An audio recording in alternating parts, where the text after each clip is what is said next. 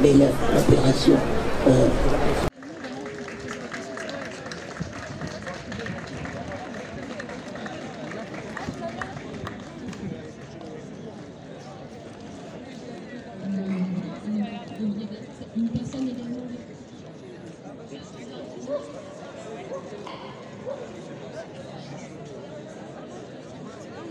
Aujourd'hui, on se réunit là sur l'esplanade de Gaulle parce qu'elle répond au concert organisé par un rappeur fasciste qui s'appelle Millésime K. En parallèle, il y a aussi un collectif qui s'est montré qui s'appelle Rennes versus Darmanin, qui est composé de syndicats, de collectifs antifascistes, etc.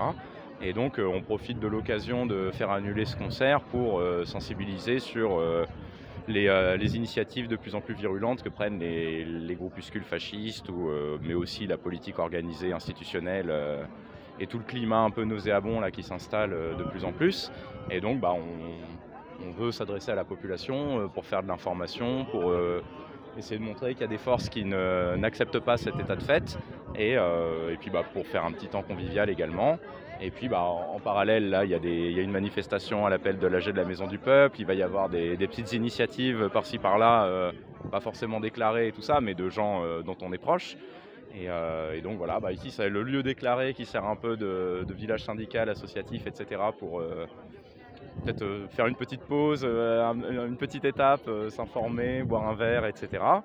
Et puis aussi s'adresser à la population qui ne va pas forcément en manifestation, mais qui peut être intéressée par ces questions-là. C'est Solidaire qui a déclaré le rassemblement, mais on est un syndicat parmi d'autres. Il y a la CNT qui est là aussi, qui a son stand.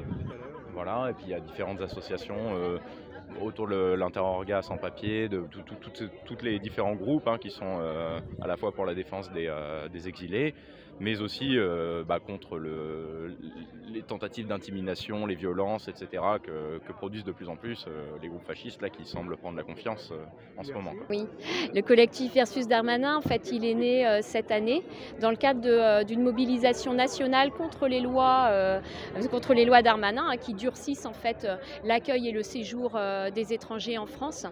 Donc les organisations et les personnes membres de ce collectif Rennes contre Darmanin, on avait organisé une manifestation le 25 mars dernier à Rennes, où on était plusieurs centaines de personnes à nous être mobilisées contre cette loi, qui est une loi en fait clairement raciste en fait et xénophobe sans aucun doute.